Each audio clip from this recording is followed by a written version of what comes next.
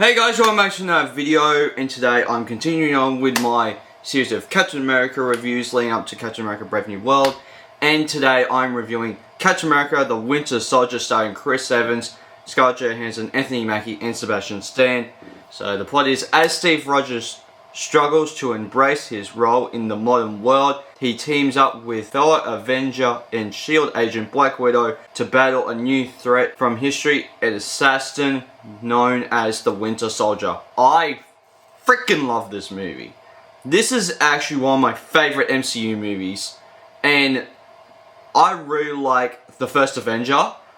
So bringing a step up from that is such a big thing, because you don't really get a lot of great sequels. But I feel like superhero movies are one of those genres that have kind of cracked the code in making great superhero movies and sequels in general, right? This was in the age of the MCU where they would try different genres, even though that they know that they're playing with the property of a comic book movie, or of a comic book.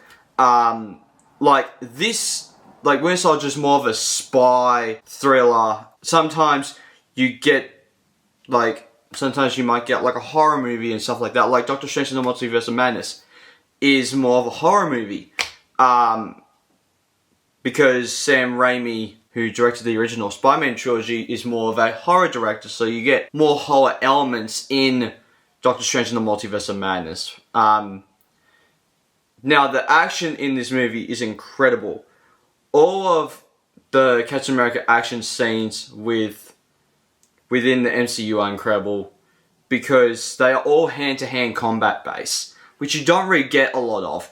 So, and that's what, I've already seen Captain America Brave New World at this point, so, but that's what makes Captain America Brave New World's action scenes so very different, is that it's all aerial combat based. Because Sam Wilson is Captain America, but he still has the whole thing of like having the Falcon wings and all that, right? So, and that what makes that action scene cool, because you have the whole thing of the aerial combat more than just like the hand-to-hand combat, which you do get when he's not really in the suit. And the fact that the action scenes are all practically done is very, very cool. It gives it kind of a gritty kind of feel to it, you know, to the fight scenes. There is also a lot of wire work in this movie, especially with Black Widow's character. And that gives her more of the kind of flippiness that you need with Black Widow's fight scenes. And I love how this movie sets up the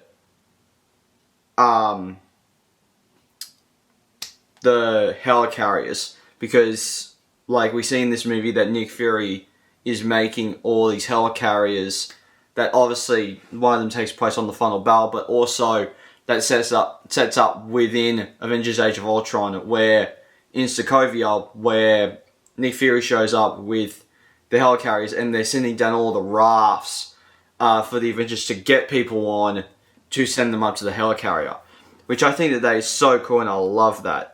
And during that scene where Steve and Nick Fury are in Steve's apartment, it's been a long, long time. That song's playing, the song that's from Avengers Endgame when Steve and Peggy are dancing, and that song's playing. I did not realize that that song was actually in this movie, which is kind of crazy, which I should have picked up, but I never picked on it like after watching Endgame like over and over again, because I love Endgame. But no, so then I love the scene where Cap and Black Widow are in the S.H.I.E.L.D. base, because the S.H.I.E.L.D. base is where Zola is on the computer. So that's very cool to see this giant computer screen with Dr. Zola on it. And even before we get to that point, right, where they're going through that base, we see like these cool flashbacks to the first Avenger, and like current Steve looking at his younger self and having kind of like that mirror shot of looking at what he used to be. which is so incredible. I love that. And also, the Bucky reveal is crazy. I couldn't imagine what the reactions were like in the theater watching this for the first time, because before Iron Man, from Iron Man to Ant-Man, I wasn't able to see any of the Marvel movies in the theater. It wasn't until Civil War, which we'll talk about next, it wasn't until Civil War that I started seeing them in the theater. If I wasn't really interested in one, I wouldn't go and see it. Like, the one that I definitely did skip in the theater during that Phase 3 was Doctor Strange, because it didn't really interest me. But no, so like, but the Bucky thing is crazy to me, like, because like, that is one of those moments that, like, if you, like, I've seen a lot of people do reactions to this movie, and the fact that it shows, like, the whole bit where the mask gets undone and you see Bucky's face, everyone's reactions is awesome. I love how they actually feel that, like, sense of, like, oh my god, that is Bucky? Oh my goodness gracious. Like, I love that. Now, this is a bit of a thing of a bit of a complaint I have about this movie, but also not a crazy complaint. Now, I need to say about the scene between Peggy and Steve. I love the scene. I think that the scene is great, and it gives you the feels in the right way that it's meant to. But here's the thing. It's a little creepy, right? Like the whole thing of Steve is a man in his, like, mid-30s to early 40s. Because he wouldn't be in his 20s. He would be, like, in his 20s in what he was in the first Avenger, where he was that skinny. Like, he would at least mid-30s to early 40s. Even though technically he's the same age as Peggy, but the fact that he looks younger kind of gives a bit of a creepy vibe. Because, like, Peggy is physically, like, looks physically like a woman in her, like, mid-70s to early 80s.